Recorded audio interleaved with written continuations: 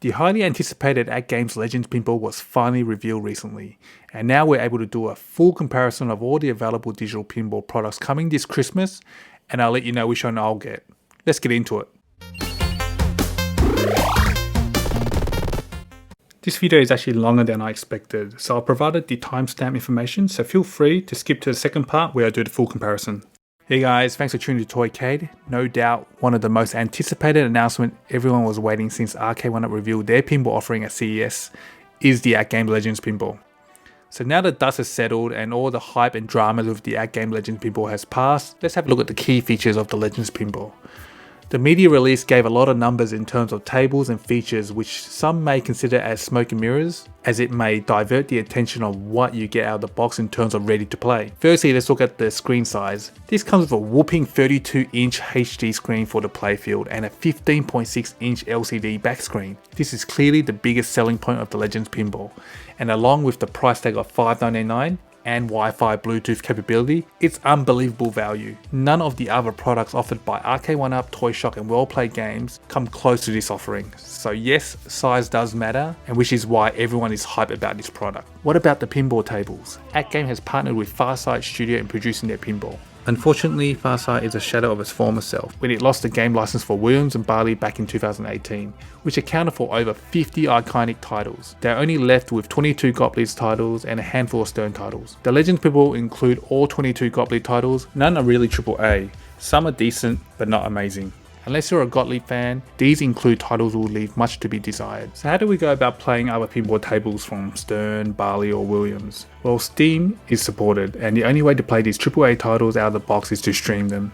This sounds like a very ambitious workaround in order to play titles that are prevented from being played locally. Streaming them from the internet has many factors. It can be location, router, ISP provider, congestion. These are negligible in most games, but pinball, where the smallest timing is key. Very questionable, and a key point that is being ignored or brushed off. So it'll be interesting to see how this turns out, but I wouldn't be surprised if this is deemed unplayable. In the pinball world, any minor lag is deemed unplayable. Then there is a question whether certain games can run in cabinet mode or not. Zen Studio has already come out and reiterated that cabinet support will continue as per existing policy as long as it's a DIY product and not a commercial product. So it's pretty clear cabinet mode won't be allowed on the Legends Pinball, but this won't stop people from hacking it. The alternative option is to stream locally from your PC to the pinball cabinet, but then this becomes less an out-of-the-box and plug-and-play device. You need a PC, Steam account, or VPX configured and set up. It becomes more of a project at an additional cost. One of the favorite features of the Legends Ultimate is the ability to plug in a USB and play your own games directly either via add-on or CoinOps X. However, no such support was announced, and probably for obvious reasons, which really limits the attractiveness of this unit when compared to the Legends Ultimate. Let's talk about the elephant in the room, the look. No matter how impressive the specs and the features are, it's hard to overlook how out of proportion the pinball looks. The design looks nothing like a pinball I have in my collection.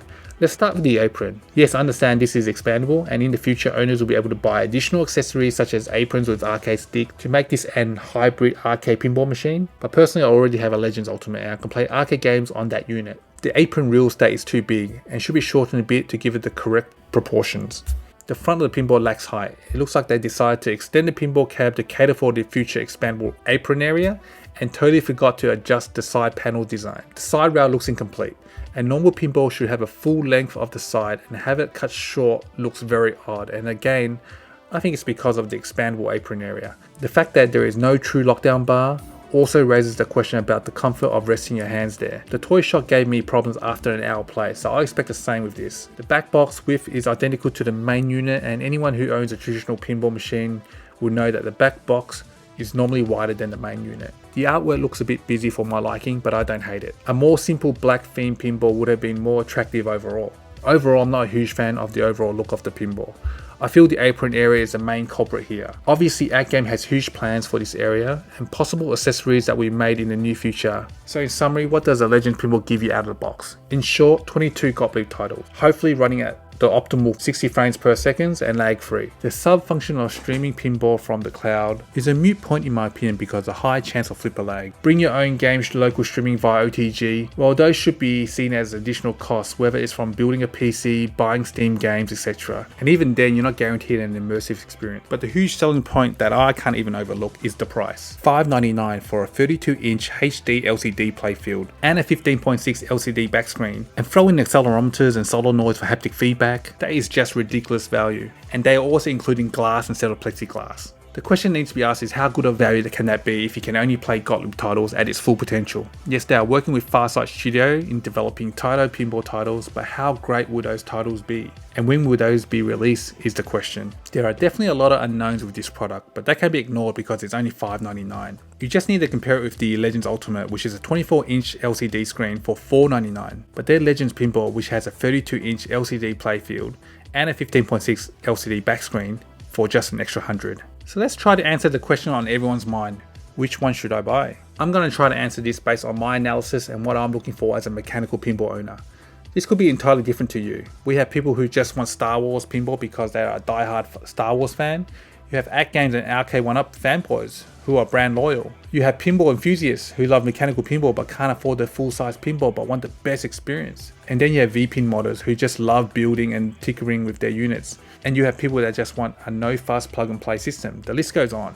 But that's the great thing about competition. You have more options. So let's quickly summarize each unit. We have Arcade1UP Pinball offering Marvel, Star Wars and Attack from Mars, each unit having 10 games. These are set to be retailed for $4.99 to $5.49, 24-inch HD screen, 8-inch LCD backscreen, accelerometers, multiple solenoids for haptic feedback, and fully optimized with Zen Studios. And this is also 3/4 scale. Toy Shock, the first in the market in 2019, and retails for $3.99, 24-inch HD screen, no backscreen, questionable optimization with Farsight Studio, and also 3/4 size. Legends Pinball, to retail between $5.49 and $5.99, has a 32-inch HD screen, 15.6 LCD backscreen, fully optimized with Farsight Studio, and is 90% of a full-scale pinball. Well Played Toys Pinball, set to retail for $4.99, has a 24-inch TFT screen, no backscreen, and is fully optimized with Zaccaria pinball, and is about 85% of a full-size pinball. So what are the pros of each offering? Arcade1UP is partnering with Zen Studios. There is no doubt Zen Studio is the current market leaders in digital pinball space.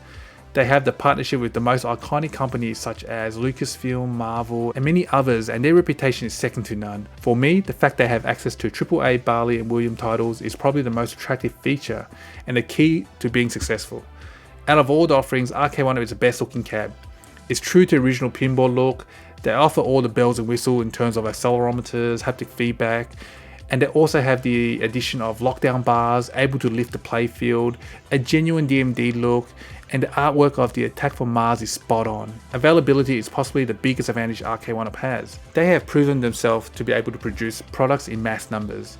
Although Marvel is sold out at GameStop, there is no doubt they will replenish stock early next year. Toy Shop, the cheapest of all four with $3.99 price tag. I've owned one of these and I can tell you these are built like a tank. The quality of these units are second to none. It feels really good, and Jeff and Carlos from Toy Shop have great customer support. Even when I'm in Australia, they had no problems resolving my issues. AtGames Legends Pinball. Best value in terms of hardware. $5.99 gives you the biggest playfield and the biggest back screen. Just crazy value. This, like the Arcade1UP, has accelerometers, haptic feedback, but also has Wi-Fi and Bluetooth support. It's future-proofing itself, and like the Legends Ultimate, it pretty much can do everything a computer can do. Its ecosystem is ever expanding, which is one of the most appealing aspects of the AtGames Legends product range. Well Played Toys Pinball has Wi-Fi support for updates and expandability, has 8GB internal storage. Unless you're a Zaccaria fan, there's nothing else attractive about this unit. Now let's focus on the cons of each unit. Arcade1UP. The most obvious is the screen size. 24-inch doesn't quite do it for me. I've owned a Toy Shock. I can tell you that looking at a 24-inch does make you feel like it's a toy. Hell, even the recent promotional video mimics Toy Shock's offering as a toy with kids playing it. It would have been perfect if Arcade1UP offered a 27-inch playfield, as it still can retain its 3/4 scale and have an acceptable screen size for the playfield. I really hope a bigger screen is coming next year, because a 24-inch is just too small, most likely a deal breaker for most. Having no Wi-Fi is also disappointing. Although the Wi-Fi was to enable updates only, There was no confirmation Wi-Fi will allow leaderboards or ways to add new pinball tables. At CES 2020, it was made clear their pinball will have Wi-Fi enabled, so having this feature pulled off the specs will hurt their sales, especially when 2 of their 3 competitors offer this function. Arcade1UP has come out and confirmed that the lack of Wi-Fi was to reduce costs and also meet the delivery date of Christmas 2020. Toy Shock. Unfortunately, the flipper lag issue has been covered multiple times in my 2 review video. Although they have now claimed that this has been reduced to an acceptable level, this fix is not publicly available yet and we have yet to see this in action. The version 1.2 will have the new PCB board, but it's sad to see a company who had literally a year head start of its competitors not taking any advantage while the other company was still developing their product in 2020. Yes, COVID was a thing, but we have yet to see a single shipment since Jan 2020. Really shows Toy Shock does not have the resource and capacity to take on Arcade1UP and AtGames. The well documented bezel size still remains despite the new two-tone design to hide this, and the most obvious underwhelming feature is the inbuilt games. I personally had never played Gottlieb titles produced by Farsight prior to purchasing my Toy Shop, because most of the games will probably be before my time. Unless you're a Gottlieb fan, these titles are decent at best, but when compared against Williams-Barley titles offered by Arcade1UP, we all know which tables we prefer. AtGames Legends Pinball. The aesthetics straight away when I first saw this image was confusing. It's out of proportion at the back, at the front, and also incomplete on the side. This design doesn't have the nostalgic look to it and looks compromised by the apron area. Again, same as Toy Shock, the inbuilt title is underwhelming for me. Let's hope Farsight and AtGames has upgraded its 3D technology from Toy Shock and not the same emulation used, because the overall gameplay on the Toy Shock was good as a toy, but not the best for a dedicated digital pinball table. To hide the underwhelming titles, heavy promotion by AtGames on the number of tables supported via streaming. But streaming pinball from the cloud, I'm really not sure how this is going to work, especially with factors such as latency, ISP, and conditions that is outside AtGames control, which will hinder the pinball experience where timing is key. Poor quality control. This is not a shot at AtGames, but it's my actual first-hand experience, and also the same with many others. There is no doubt the software being delivered with this pinball will be rough and lightly tested. So expect a difficult time and a huge learning curve if you've never used an AtGames product before, because you'll be watching a lot of YouTube videos to get this going. The last and most obvious problem with AtGames is availability. The fact they are still doing last minute changes and also coming out and stating that stock will be very limited really means the privileged supporters will get access to this unit in 2020. So I'm guessing the mass availability will come around mid to late 2021. And by the time, most likely a version 1.1 will be available, who knows. Last but not least is the well-played toys pinball.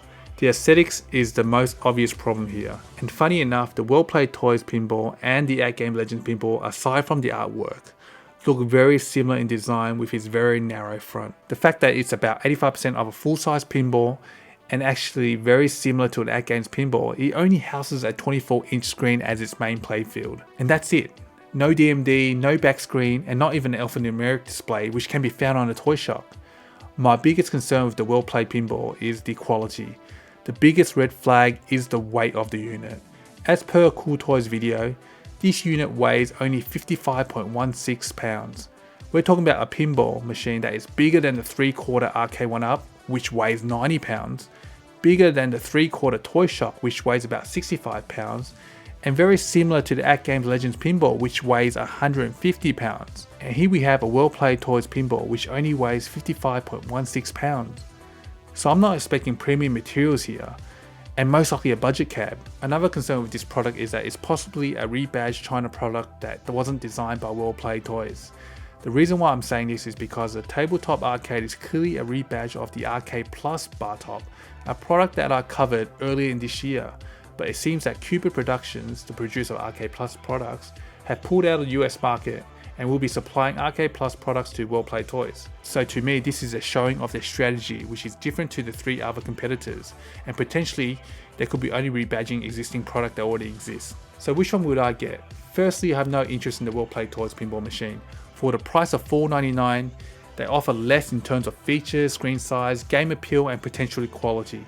And to be honest, they are unknown in the arcade market. Toy Shock, sad to say, but the AtGames Legends Pinball, in my opinion, will make the Toy Shock obsolete next year. Unless you want something now, 3/4 scale, and built like a tank, there is no real reason to consider the Toy Shock when the Legends Pinball will be available next year. So it really comes down to Arcade1UP and AtGames. Personally, I would buy both. I'm a huge pinball fan, especially Williams and Barley titles, so Attack from Mars is a no-brainer for me, especially when the Attack from Mars come with pro physics. Seeing Zen Studio being heavily involved is reassuring, but you can't ignore the bang for bucks the Legends Pinball is offering. But to play the pinball tables you want, lag-free, I'll need to invest in a PC to stream locally via OTG and buy games from Steam, and then I'm still not guaranteed a good experience. The cool thing about the Legends ecosystem is that anything is possible, even the grey areas. But one thing for sure, I don't think we'll see many Legends Pinball in 2020. And could be a good thing because I can just pre-order the Attack from Mars Arcade1UP Pinball. So what do you think? Do you agree with my analysis? Let me know in the comments below if you agree or disagree. And also let me know which one you're getting and why. But one thing's for sure, digital pinball will never replace mechanical pinball. I still love my mechanical pinball, and I just purchased my Grail, and hopefully I'll have a review soon. Hope you enjoyed this video, and if you do, hit that like button. And if you haven't subscribed, please consider subscribing to support the channel. As always, stay safe and thanks for watching, and I'll see you on the next one. See ya.